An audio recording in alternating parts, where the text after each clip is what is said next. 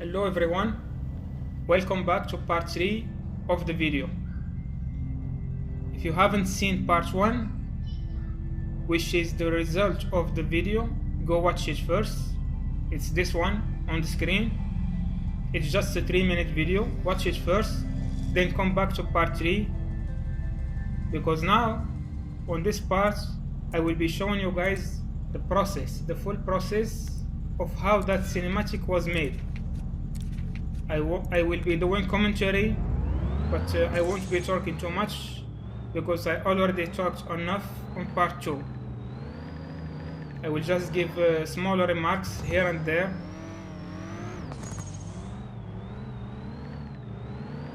First up, we're recording the footage. We're recording the gameplay parts on the track called Nagao. This is perhaps my 6th take. I always keep crashing on the road, and I still crash, as you can see, but whatever.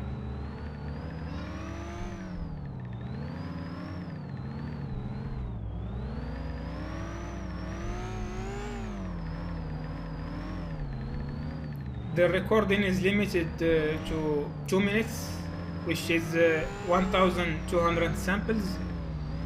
I didn't want to go overboard, make it limitless or 10 minutes, because you can potentially string together 2 recordings in post-editing. You can stitch together three recordings. I just didn't want to clutter it too much. 2 minutes seem like a reasonable limit.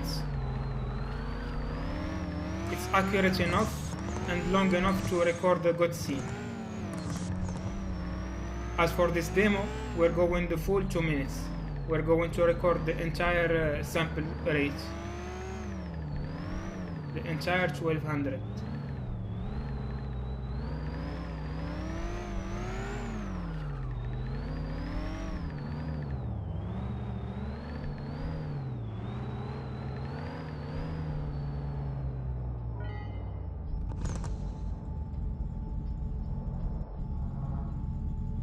Okay, let's preview the recorded sample. I always like to preview the sample so I know which registered correctly before I start adding scenes. Add frames.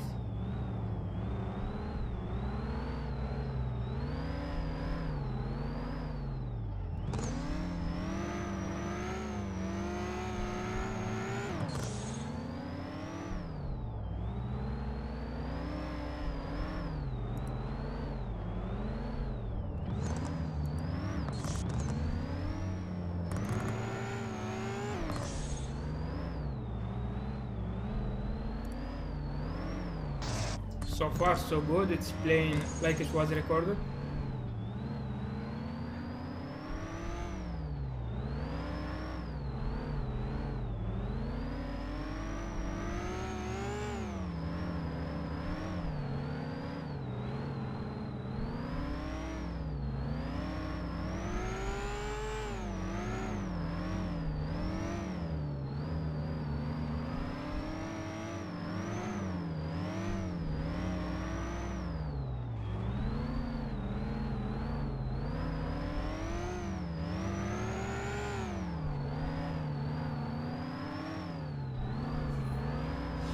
Okay, we're almost at the finish.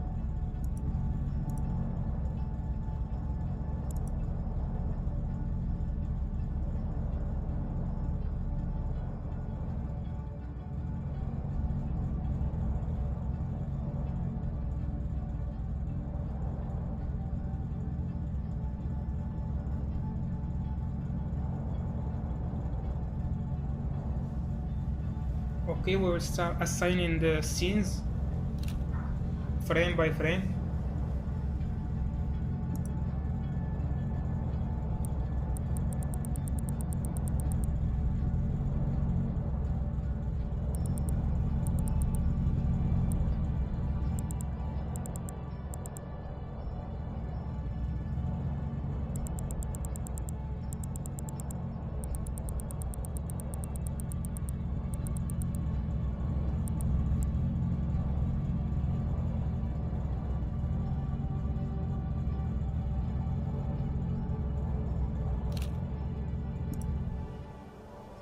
It went too far off. I guess the catch mode transition wasn't good.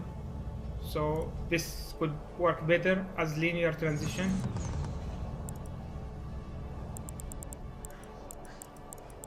Yes, this definitely would work better as linear transition.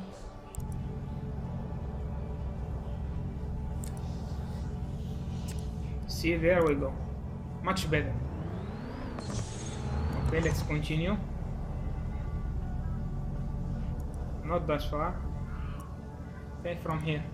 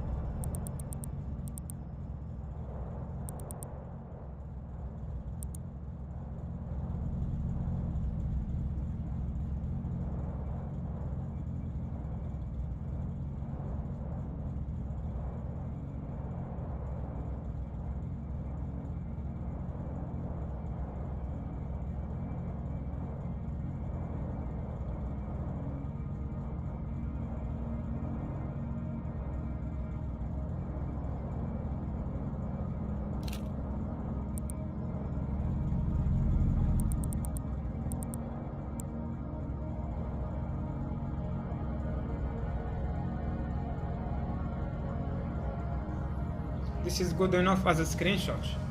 Many of these frames would work like screenshots too. They are just that good.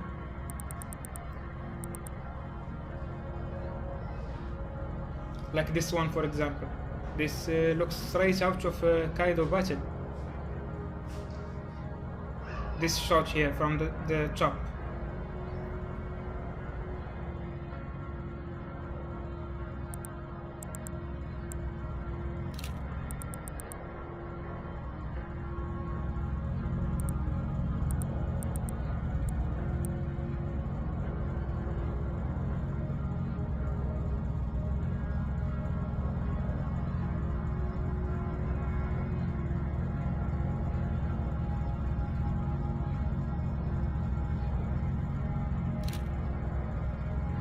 Let's see how they look. Okay, it's good. But it's so mechanical. It feels so robotic.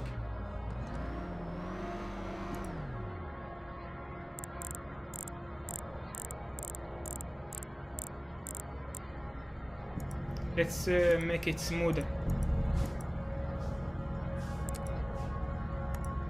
Okay, this is where I discovered the bug.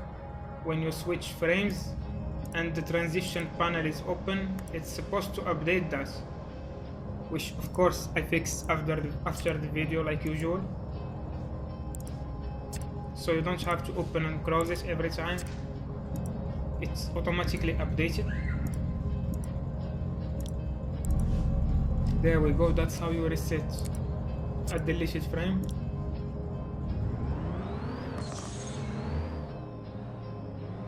I think it's slightly better now. Okay, we will continue adding frames. Little bit of camera lag never hurts.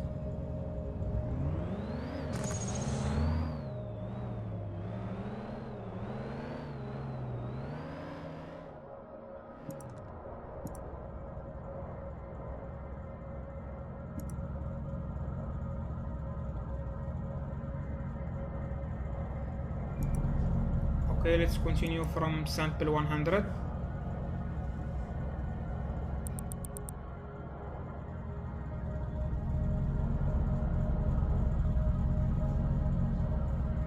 Okay, 110.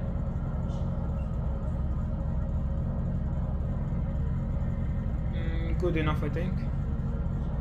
Or not.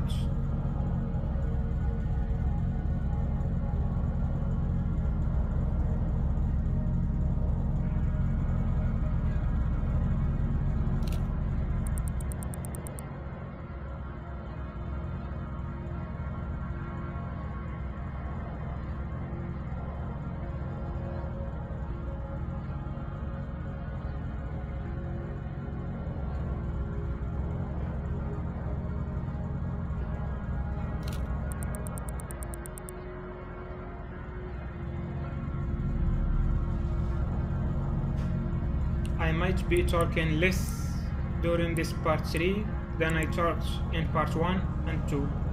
Not part 1. In part 1 I didn't talk, it's just cinematic. But I talked a lot in part 2, and in part 3, which is this video, I think I will be talking less. Mainly because I got slightly tired because I've been speaking for an hour now. I'm recording these back to back. And also because this part is less of a demonstration of the system features and more of a just casual demonstration of the behind the scene of how a cinematic of rather how a specific cinematic was made. So I might be silent for a while, and casually I will be popping up randomly to say whatever, so keep that in mind.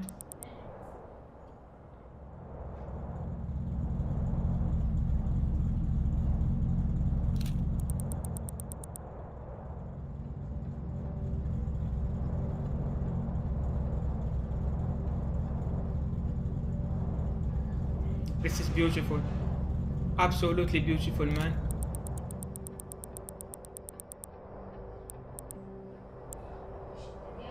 The work I've done on the tracks to make them look pretty and consistent with each other is quite remarkable, if I say so myself.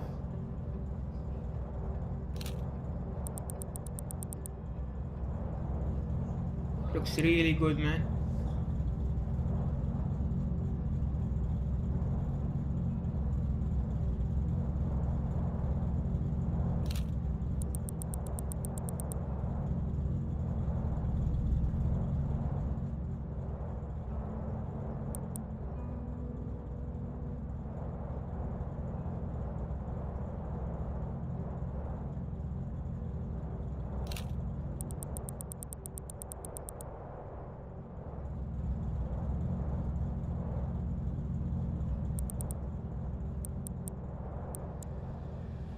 This looks like a scenic drive scene,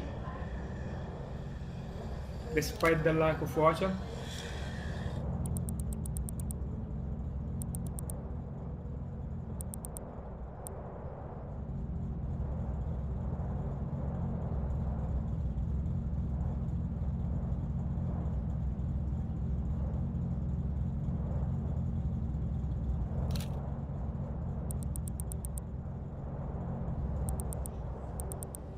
There we go. This is such a good frame.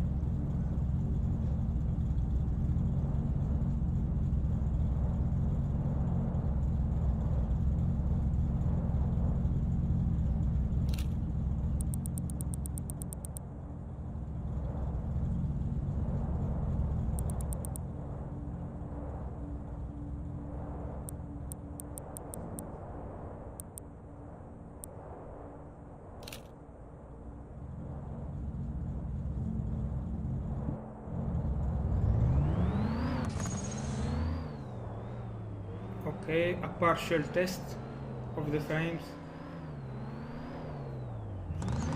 I think it's adequate enough. Alright. No, this one was too sudden. That one will have to change. Definitely will have to change. Okay, back to work.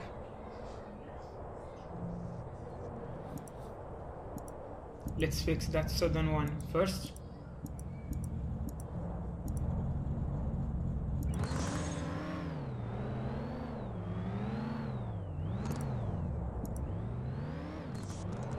Where is it?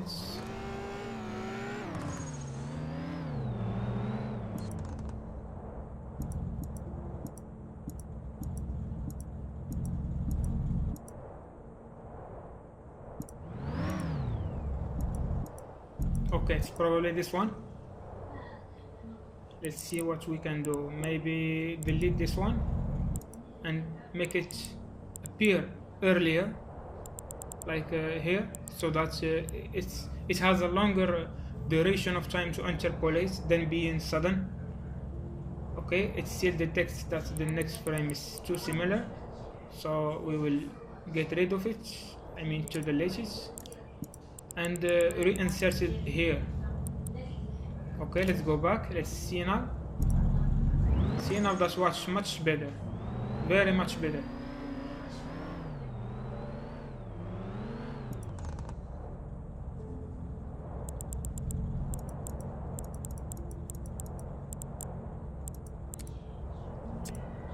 There we go. And back to work like usual.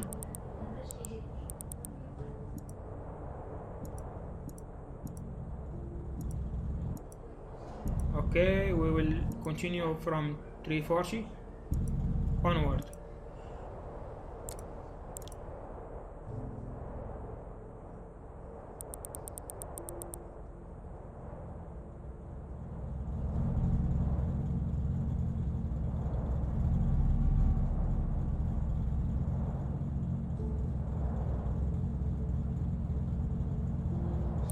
This is a very bad location because I think I've scraped the edge of the road over there, so I don't want it to show up too much, and I might not end up using this scene a lot.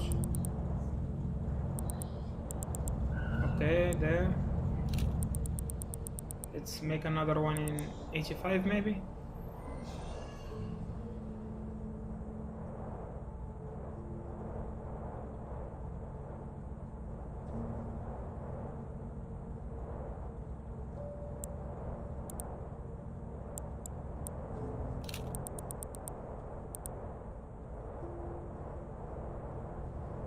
Okay, tell me this one isn't too much cinematic, this shot over here.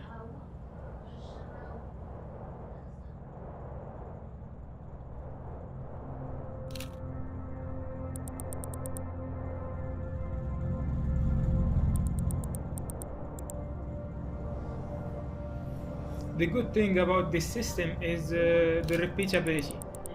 It's repeatable to an accuracy, I would say, of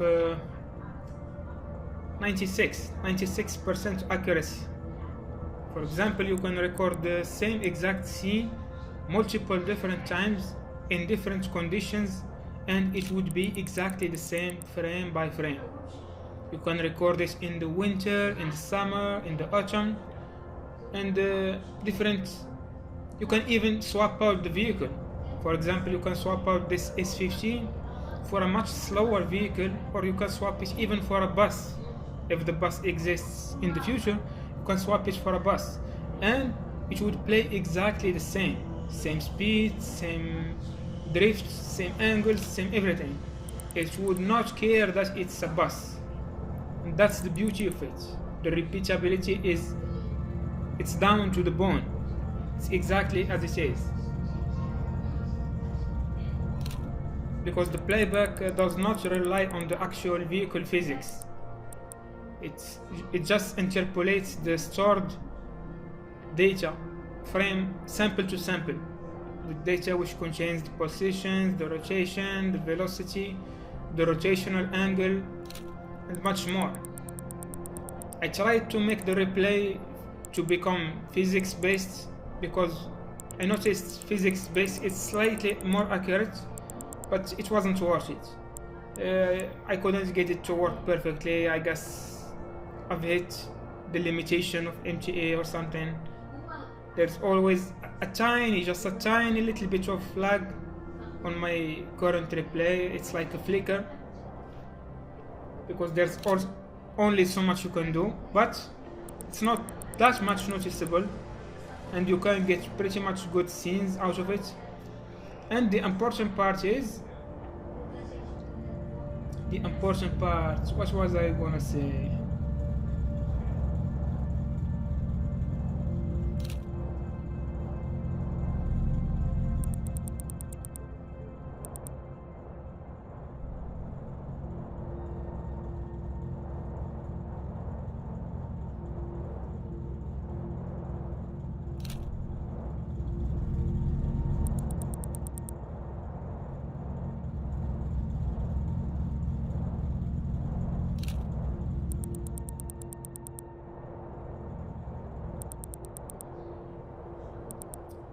By the way, guys, if you are listening or still watching at minutes 21:40,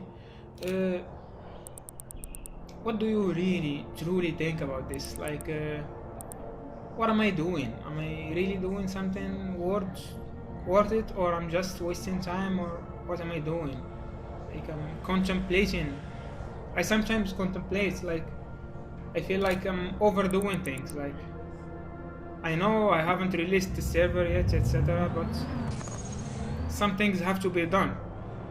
It's a priority. I can't just have an unfinished system and call it a day. If I have something, it has to be done. But that's not what I'm asking. What I'm asking is, what do you truly think about this system? Is it going to be Is it going to be life-changing for MTA players? Like, how much more are you going to use it in comparison to the regular photo mode that shows up when you press F7? Like, the convenience of just pressing a button and entering photo mode and using your keyboard to manually move the camera while recording in real time. That's how it's always been done until now. I think my camera tool is comparable to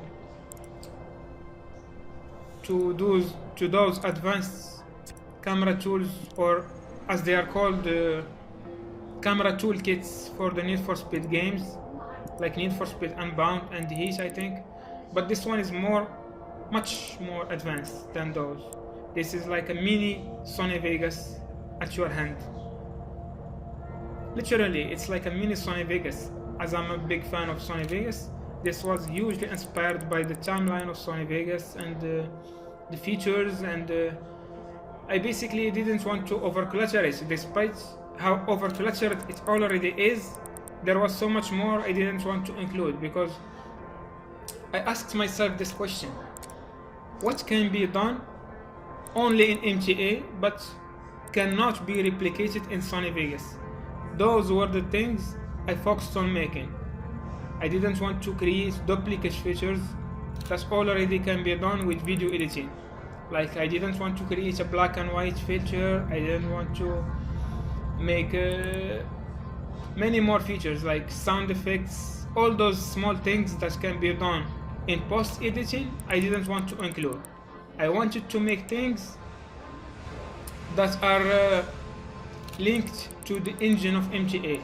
Things like weather, season, vehicle controls, all those stuffs. Because once you record that, you can't change it in Sony Vegas. But in my editor, you can actually change it mid-scene. You can record the scene and change how your vehicle looks. Or you can, if you, for example, record the scene, you forgot to turn on your headlights, you can turn your headlights on, then record it again. The same exact scene. See, that's the usability and the repeatability I wanted to achieve with the system. You guys are like, what's happening to this guy? He was so quiet just a moment ago. Now he's talking like he's winning the lottery or something. But this is live recording. I'm reacting to the preview window of Sony Vegas as the clips are moving. and I'm trying to basically keep you guys company, because I know these videos are too long and quite boring, honestly. Despite the technical advances, 1 hour it gets boring, I know. Heck, I'm even bored now, but what can we do? Some things have to be done. I have to keep you guys company.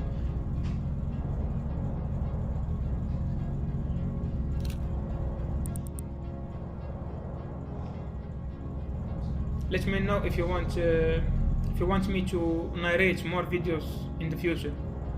If not, I will return to the previous format of just silent videos with a little bit of written notes on the screen. But if you like hearing more of my voice, I can keep doing it. I don't mind.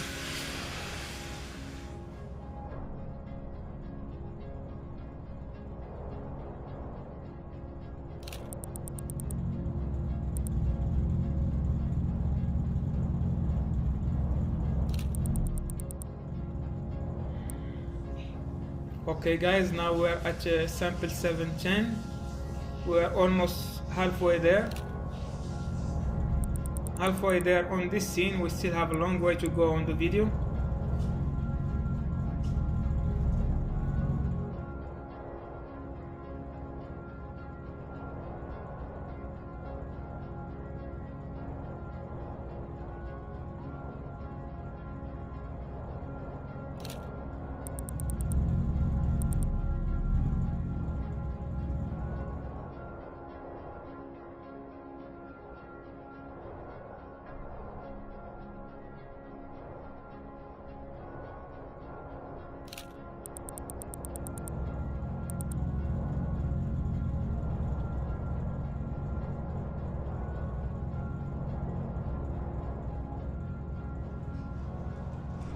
Okay, let's keep going.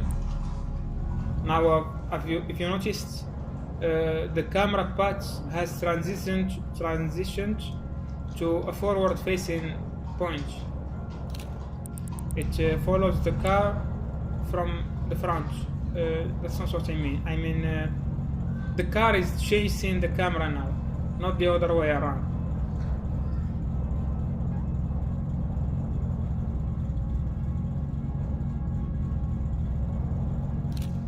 See, we forward the vehicle, then we go ahead and forward the camera as well.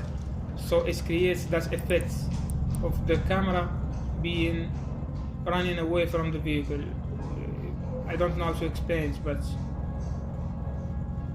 you get the idea, I think. Like a camera rig.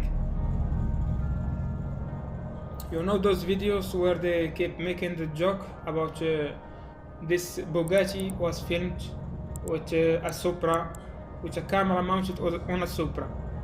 It's that line of thinking. Right now, the Silvia is being filmed with a Bugatti.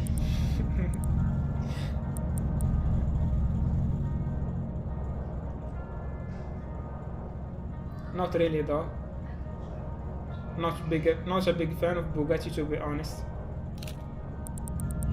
I'm just not a big fan of flashy vehicles in general. I like the subtlety of GDM vehicles and vehicles that don't take you by the power, but they take you by their spirit. I mean, you can't really compare a Nissan GT-R with Bugatti Veyron. Not in terms of performance, but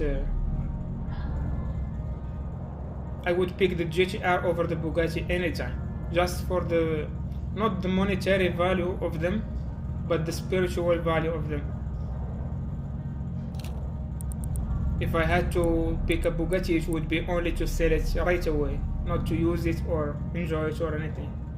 Like I have no love for that company or supercars in general.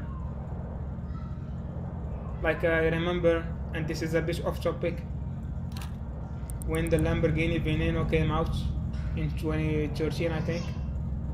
It was all the hype, all the video games, especially I remember Asphalt 7 or 8, I think. It was the first game to feature the Veneno, the Lamborghini Veneno. That's how it's pronounced? Veneno or Veneno? Veneno. Veneno. Veneno. It reminds me of Dank Pod saying nano. Nano. Nano. Anyway, everyone was hyped about the Lamborghini Veneno, except me, of course. I was uninterested by it because it looks more like a fish. It has too many fish tails. It has too many lines. Its design was trying to fight.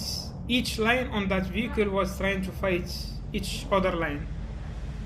I'm not saying I don't like supercars, all of them, but the majority of them. For example, I love the Lamborghini Gallardo. The Gallardo, I think, especially the mid-2000 version. I think that's a sleek supercar or sports car, I think. The Audi R8, I also love that one.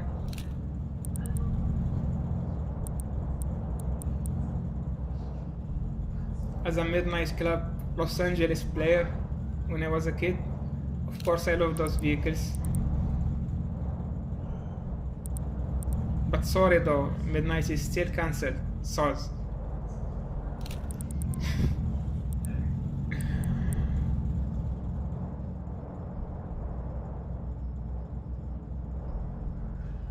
Look at that, man. Isn't this beautiful?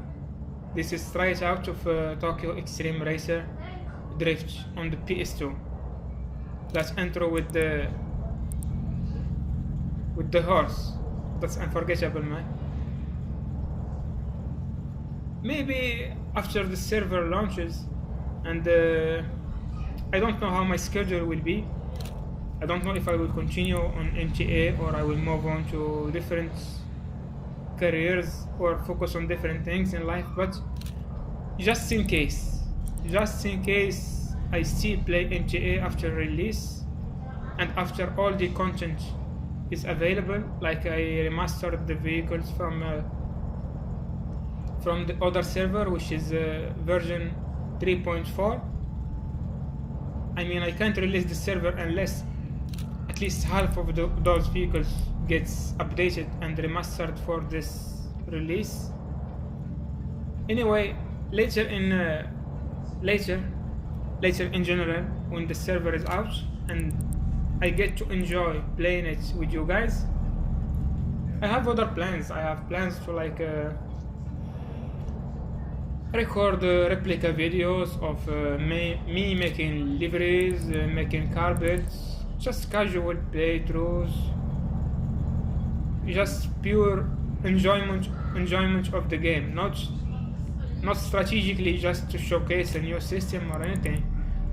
That would be the YouTuber side of me taking over, because right now I post these videos firstly as a developer and secondly for fun. So the developer side of me is winning. But I plan to make good videos in the future when I have more time, and maybe if I don't lose my passion, because I never make something just because it's trendy or because I had to make it or anything. I make every single piece of media or system or any line of code I make. It's not forced. It comes from the heart. I make something because I love it. I can't force creation. This is a form of art. It's how I express myself almost.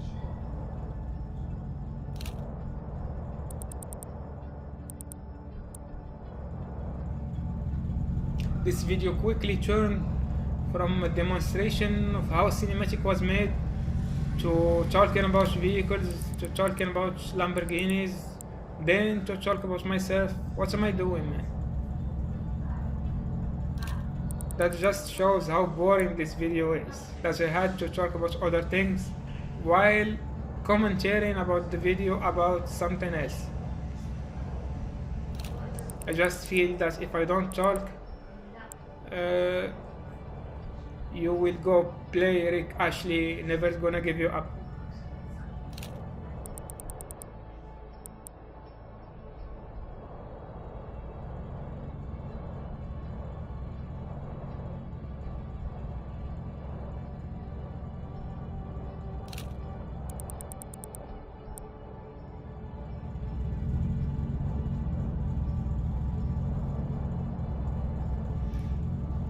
And again, the reason I don't make a lot of narrated voiceover videos is because I don't live in a well enclosed area. Like there's noise outside, noise, people talking, bikes going over the street. There's too much noise to cancel. I mean, right now I have like 3 hours of voice talking, voiceovers. I have like 3 hours of voiceovers recorded, and I will have to do a little bit of manual editing on them, like try to cut any unwanted noise or some actions that was recorded that I didn't want to get on the video or something like that. I don't know, it's just like that. There's a lot of quality testing. I have to check every single thing. Despite that, there will still be too much for me to check, so I'm just putting this on good faith that nothing will go wrong, and you guys will be enjoying it, and you guys will continue your support over me, so I can continue creating these epic. Why am I calling them epic, man? So that I will continue creating these systems for myself and for you guys, and it's a win-win situation. I want to make this, and you guys might enjoy watching this, so it's good. Okay, I think right now we're at the point where I have finished tracing the camera frame along the path of the vehicle. Okay, I think this is the last one or the one after it. Okay, let's go. 1200. This is the last frame. Maybe we delete that one. No, we will just change it further back. Let's see how it looks.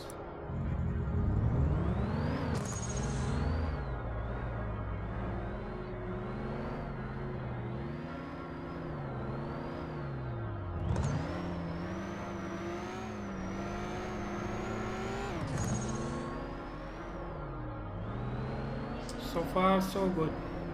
Not bad for a first try.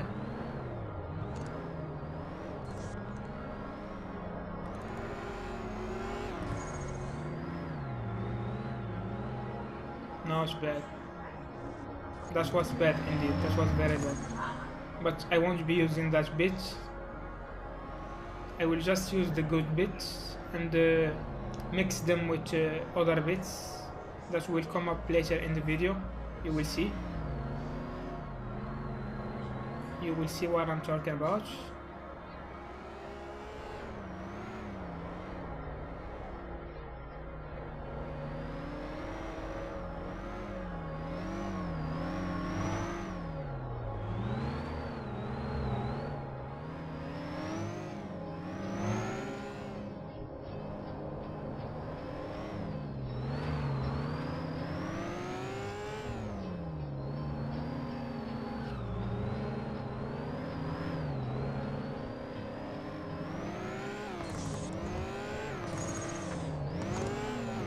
Okay, this has been gone good so far. Almost there.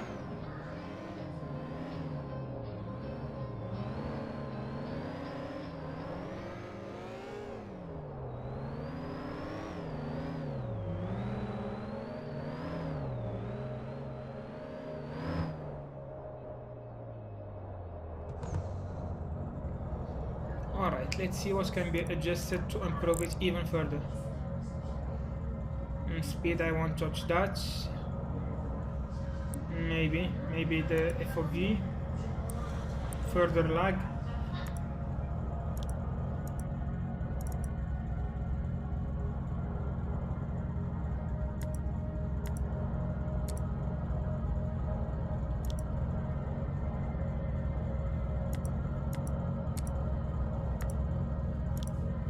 Let's see how it looks with dynamic FOV.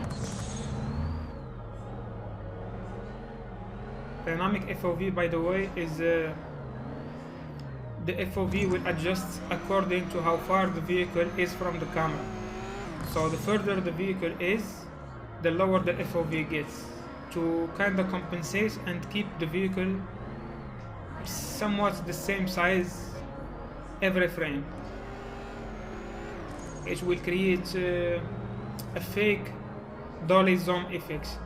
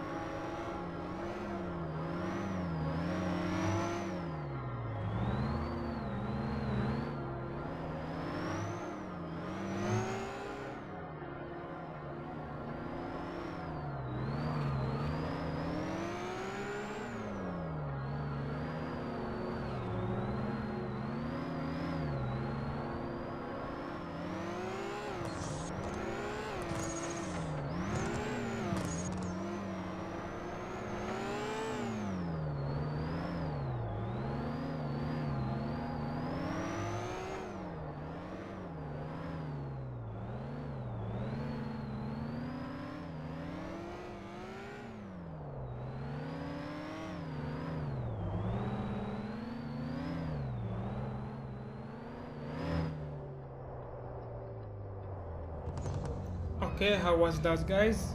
Was it good enough? Let's rename this scene to cinematic moving scene number 1. Okay, it has been renamed. What can we further improve now? What can we do?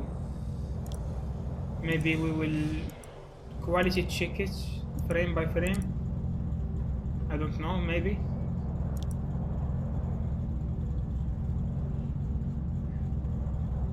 Or not. This is the clapper board. Ready, set. By the way, that board is synced between all the actors. So all the actors that you hire for the scene, actors being other players, they will see that exact same screen that says 3, 2, 1 action.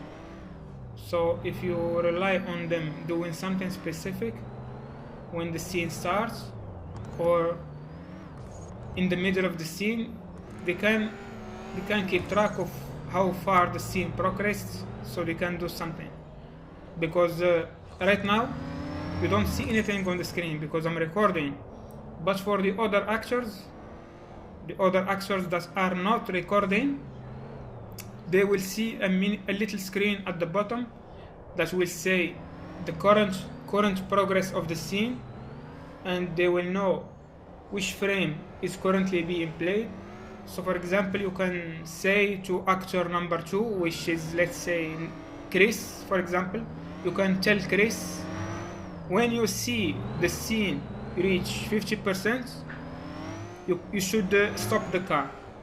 Or you can tell another actor, maybe tell Bob, when he sees frame number 25 out of 100, he should do this or do that. That's how you can direct them. But the recording already captures all the actions in anyway, so you don't have to instruct them to do anything, but you can still do that anyway, because you can, for example, record yourself and not record an action by another actor. So I can record myself and have another actor play live with me. So you see this run here, it was only me going solo, but I can have someone else try to tandem with me, have a drift tandem with me while I'm acting. So I'm replaying my action, but someone else is driving live to match my action. Set. And another thing, you can also record the tandem itself. You can hire two actors, which is yourself and another player, and you can drift normally in a tandem while the scene is being recorded, and it will play perfectly fine. The other player who isn't the director will have a little bit of lag, because I don't sync the positions every frame. For the other players, I will sync it every second to avoid performance issues, and because it doesn't matter for the other player to see the positions being updated live or not. All that matters is for you, the guy with the camera, to see the two cars going perfectly smooth. It doesn't matter how the other cars appear for other players. You get me? As far as you're concerned, you took a perfect scene.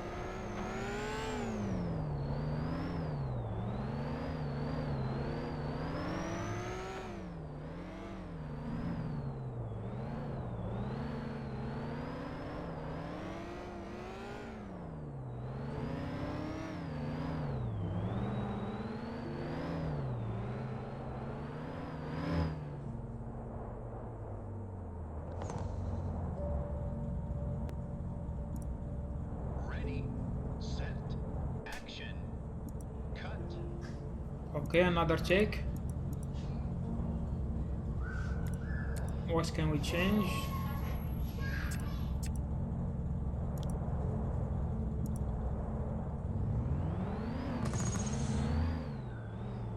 Yeah, I think in this take the drift smoke is too bright, too bright. I think I ended up reducing the brightness of the drift smoke for the final scene, for the final recording of the scene. And this is the beauty of it. You can change systems mid-scene and record it again. So I have a recording of the scene without the smoke, and another recording of the same scene with the smoke, and it's normal, no big deal. But this is excessive. I can't use this scene because it's too bright, and the smoke hides most of the car, so it's useless.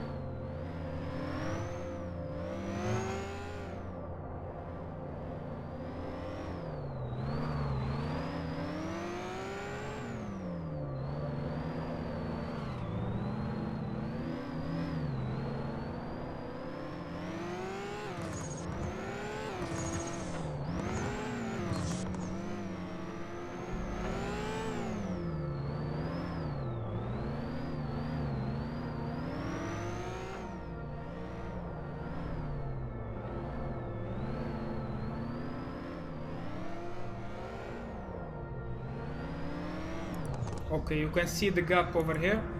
Maybe linear will fix it. Yes, it did. Much better.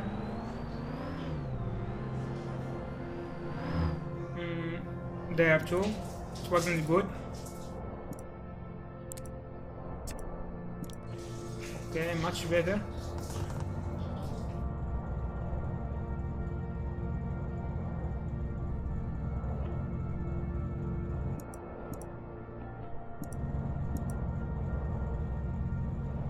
Okay, the highlights. As you can see, this part had excessive lag when I showed the highlights, and after the recording I fixed it. I solved the problem, and now it does not lag as much as it did in this scene. It dropped to the teens over here. It was like 7 FPS, but I fixed it. It was an issue with the drawing, because it was drawing even the nodes that should be hidden. So I limited the drawing to like 32 sprites, and it fixed the issue later after the recording. I think in part 2 the issue was fixed already, because I filmed this part first, then I filmed part 2 later. This was the first thing I filmed.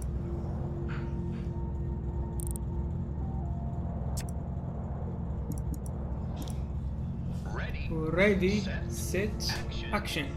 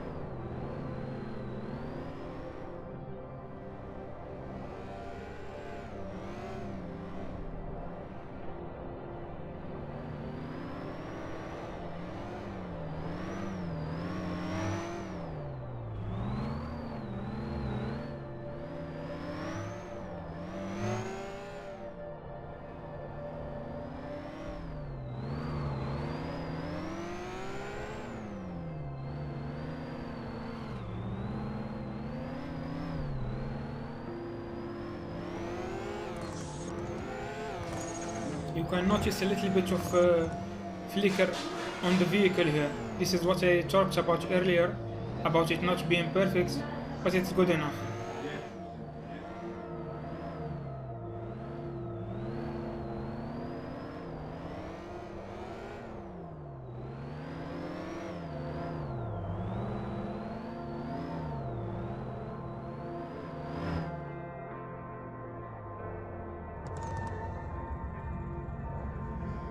Cut.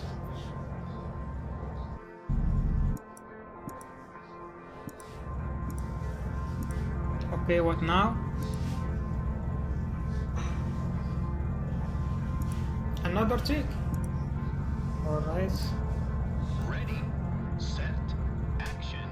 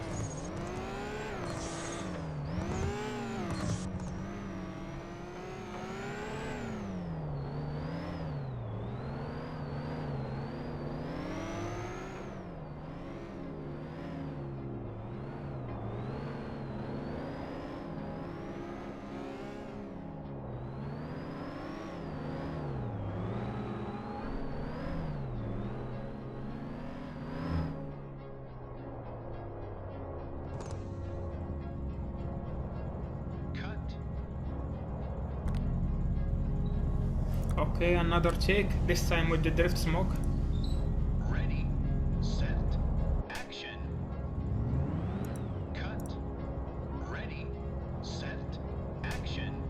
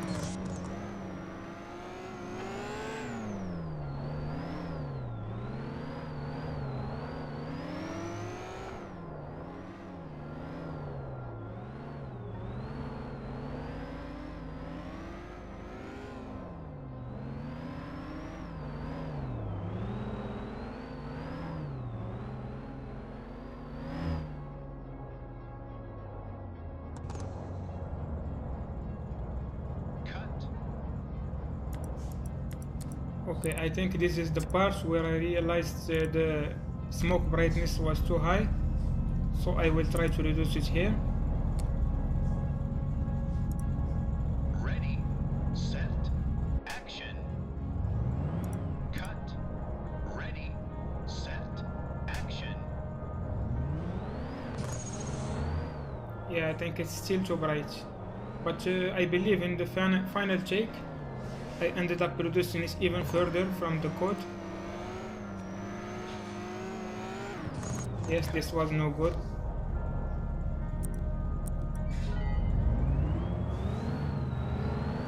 It's still too bright, but like I said, it has been taken care of.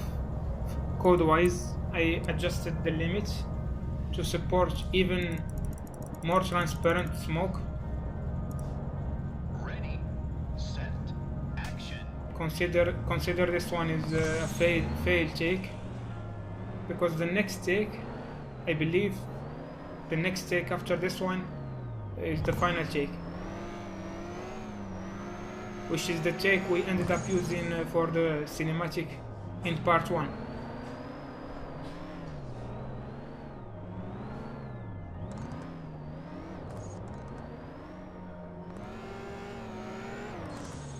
So after speaking for 2 hours, this is starting to make me get sleepy. It's a weird feeling. I haven't spoken this much in a long time. It's also kind of refreshing to just speak casually.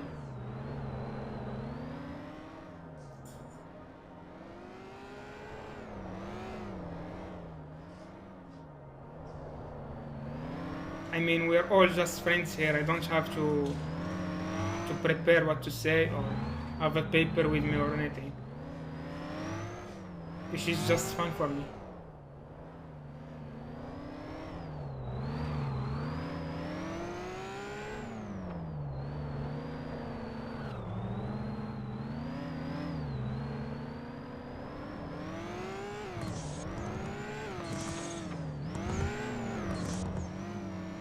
But it's going to be a lot of work in the editing when I have to remove the noise and when I have to cut all the silent parts and We'll have to remove the vehicle noises from the outside.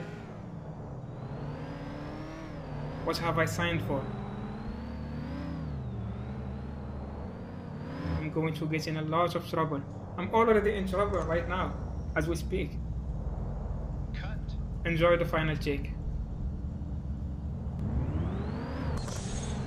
This is the one. Ready, set, action.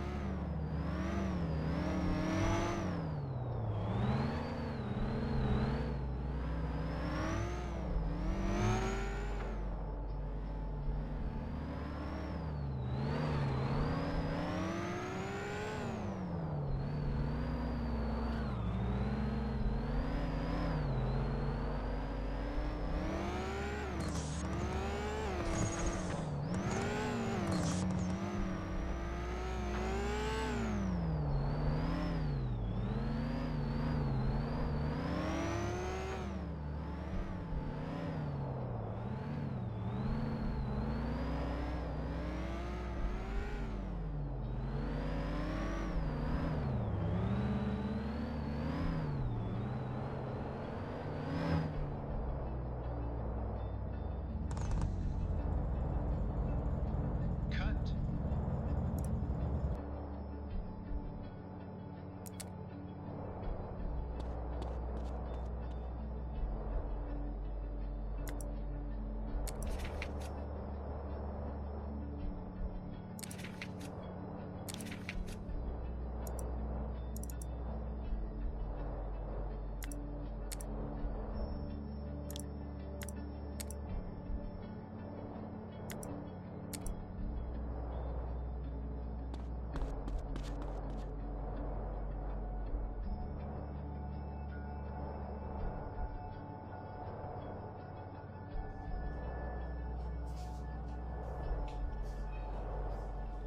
Okay, this is the final part of the video. We will now show how I recorded the static shots of the cinematic.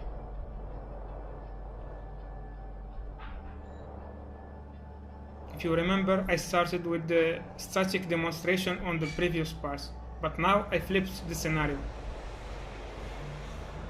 I kept the easy part to the end, and we started with the hard parts.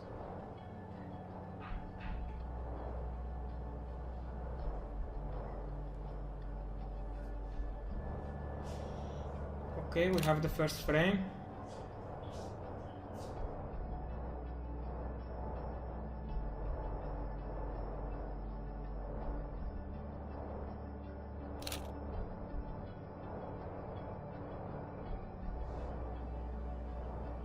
Okay, we will transition to the front arch view.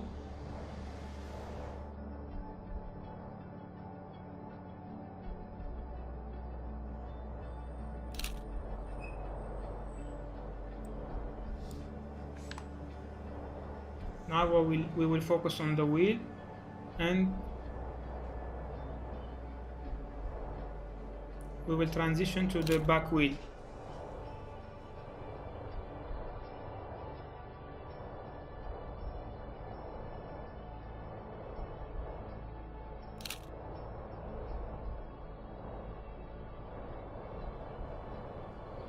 Okay, we will give it this shot here. It looks good, like a half real view.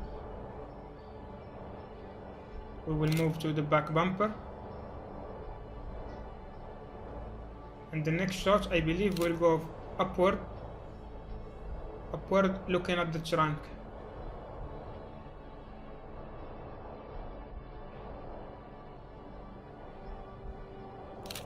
Like this. This is what I predicted. An upward shot.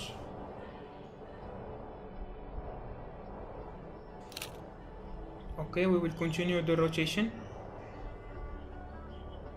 We will move back to the rear right wheel. We will go further back. I think I'm preparing the transition, not now, but for later, for the door. Perfect side view. Don't mind me sharing in the background over there. This is the beauty of filming in the editor. If I mess up the shot, I can just fix it and retake it. I'm talking about me in the background over there. I will hide myself later, don't worry. Okay, so far we have how many frames?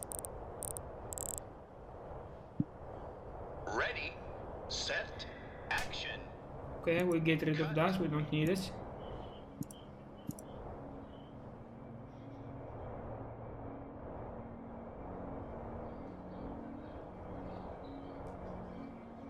Okay, so you can see that the transitions is not perfectly smooth.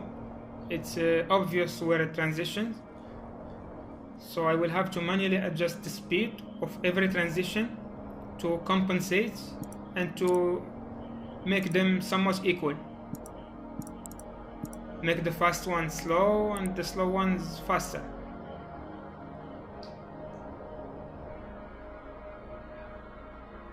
See, I think that one was still too sudden, so it has to be reduced more.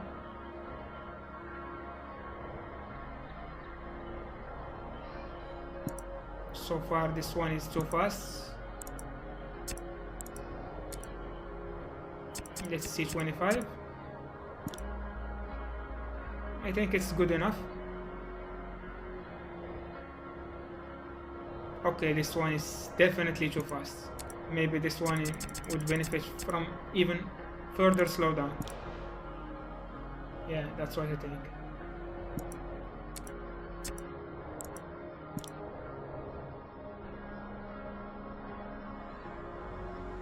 Okay, this is good.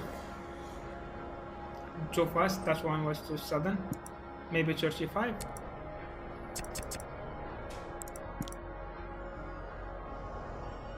It's still too sudden.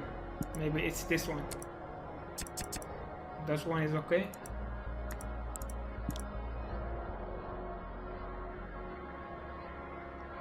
I don't know what to do with this one.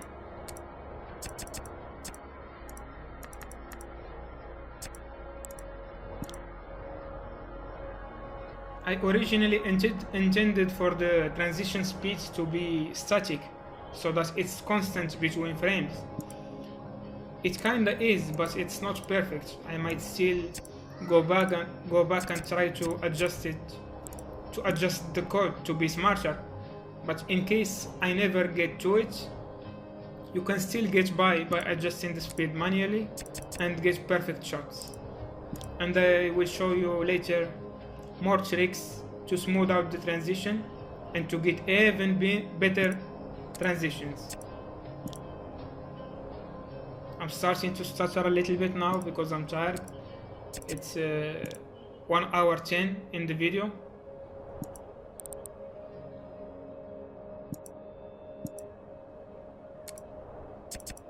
That was too fast, I think. Still too fast, maybe.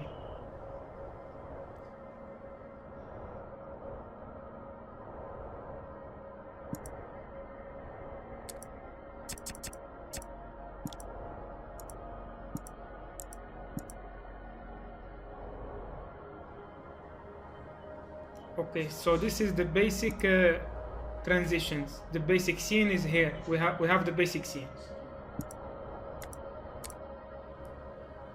We can always improve the scene later by adding camera lag. Camera lag always solves these issues of the transition being too obvious. Maybe like this.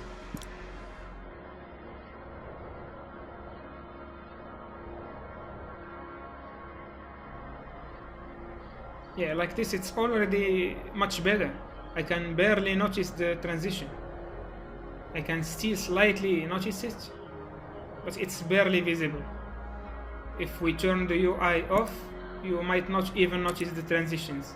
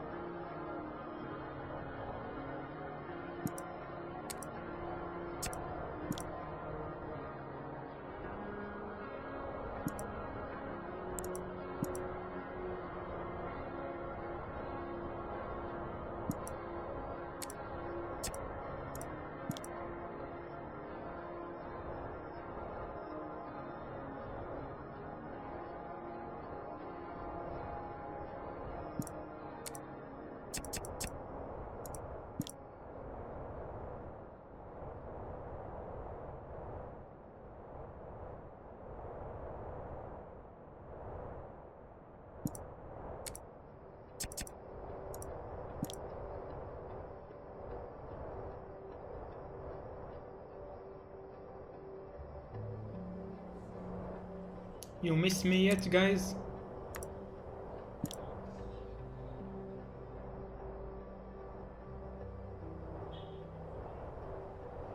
Now I'm previewing the scene so I can make sure it's good.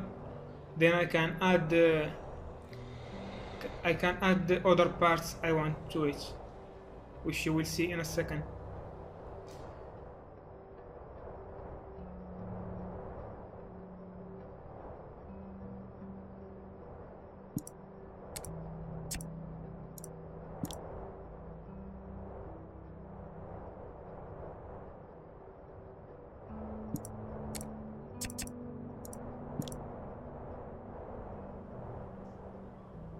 I'm being overly meticulous here because I want the transition to be as smooth as possible. I kinda gave it a little bit more effort here than on the other scenes. This is what could have been made in like 2 minutes. I've spent almost an hour just on this.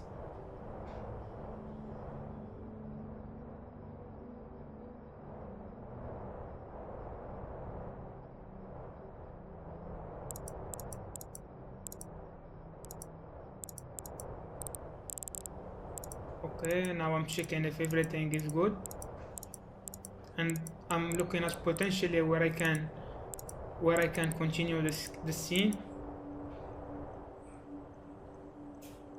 because the scene isn't supposed to be this short, of course. Maybe I will transition to a close-up shot.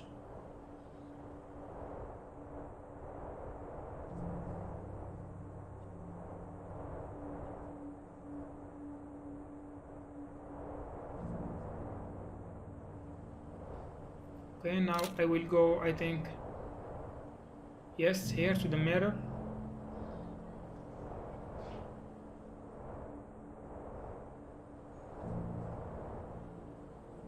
Okay, and then we will go to the opposite side so that it will flow smoothly from there to here. And yes, this is where I will take the opportunity to move further back, and I will continue going back to prepare for a surprise transition. You will see in a second.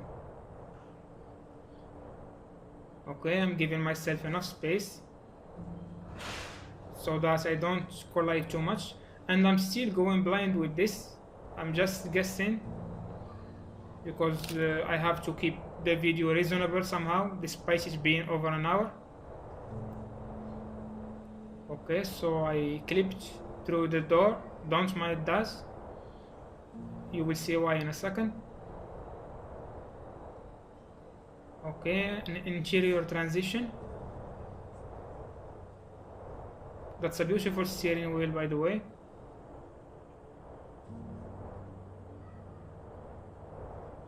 It's in cream color. Okay, now we will transition here and we will make a smooth view from the seat. Yes, and we will glide backward. Okay, this is where we transition back outside.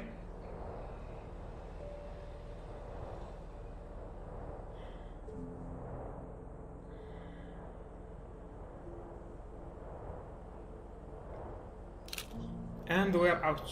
Again, I will have to give myself space for something you will see. Maybe here is enough. Then we will do the same for the boot, view. And this is where you will see a surprise, which is what I have inside the boot. Are you ready yet? Be ready to see. Here we go in 1, 2. There we go.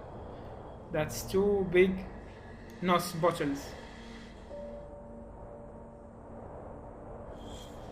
You remember that small scene I have taken with the neon light S15 last year, with the nose bottle and the trunk and the song? That scene that was very hard to make because I had to control the camera, I had to control the lights turning on, and I had to control every single actions with my fingers. But if I had this system ready back then, I could simply just record it and make the neon lights, the boot, and everything trigger exactly at the moment I want, and the scene would be extremely easy to repeat, and I can take it in whatever angle I want without having to worry, because I had to film it vertically, and you know what? I had to rotate my neck. I had to rotate my neck 90 degrees, and it hurt for a while, just to get a 15 seconds clip. With this, I don't have to worry. I can make those scenes like cupcakes. I can churn them out even daily if I wanted to farm content, which I won't do, by the way.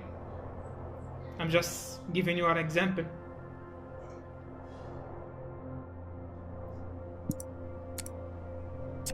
Okay, this transition.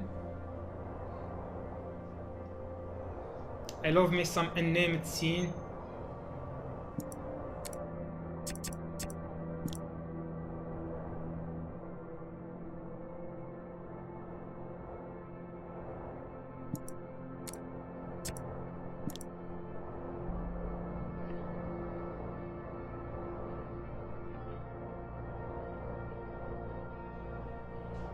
This was too fast.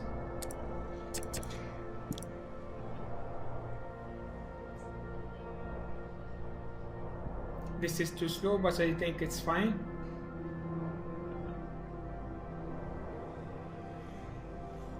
Okay, this is the part where it will transition to the inside view. Okay, from here it will transition to the inside.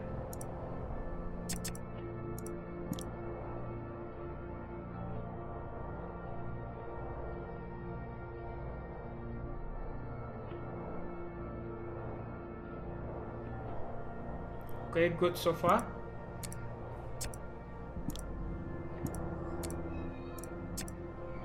Let's see how it clips through the body of the door.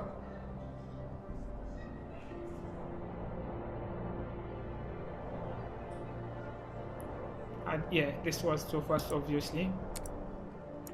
Still too fast, but I won't bother with it. I probably won't use too much of this interior shot.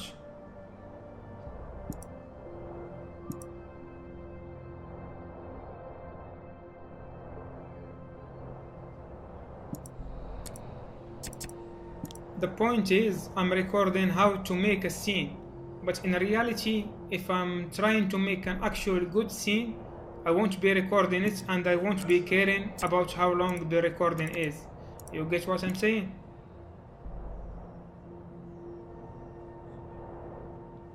We're almost over. Maybe we're almost.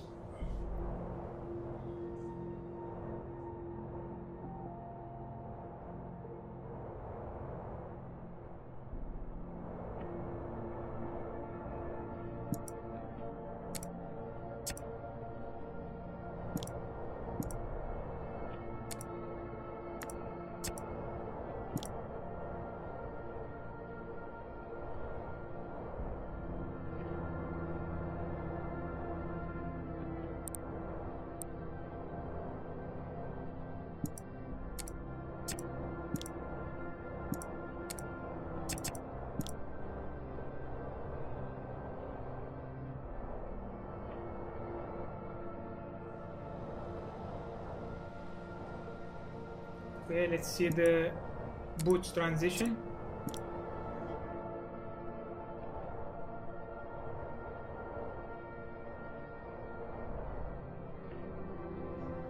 Maybe a little bit less.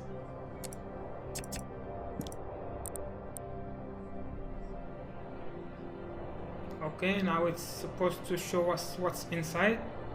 I want this to be very slow. So I take a good look at the NOS bottles.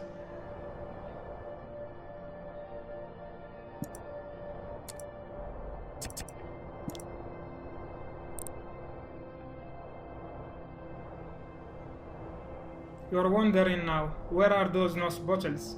You will see in a moment. Okay, now the moment for the keyframing, I think. This is the important part. This is why I didn't care before about the clipping issue, because it was never supposed to be a clipping issue.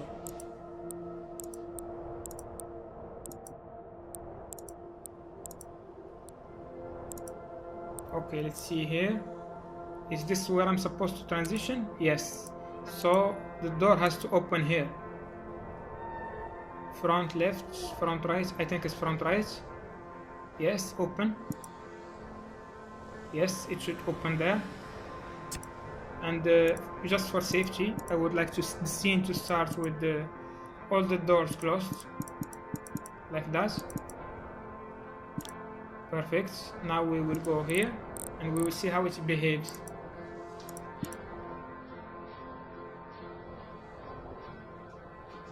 Oh, see what a good surprise it was. Okay, now we transition.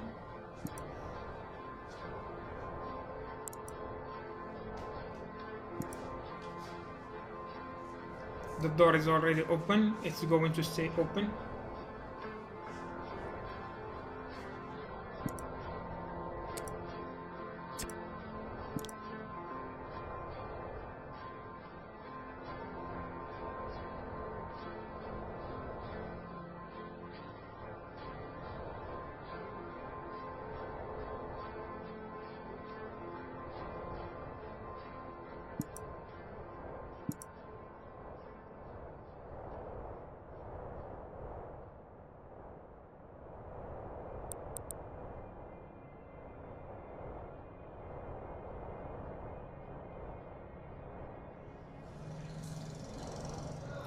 The video is almost over, guys, so I hope you had fun with me. If you stayed to this point, I hope you had fun with me, and I hope I was a good enough host, and I kept you company, and you enjoyed listening to whatever I had to say, despite it not being much or of any kind of information. Just my rambling.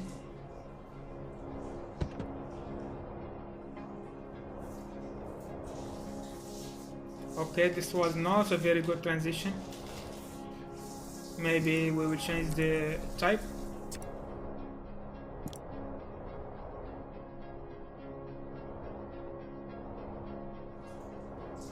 Okay, I think this is much better now.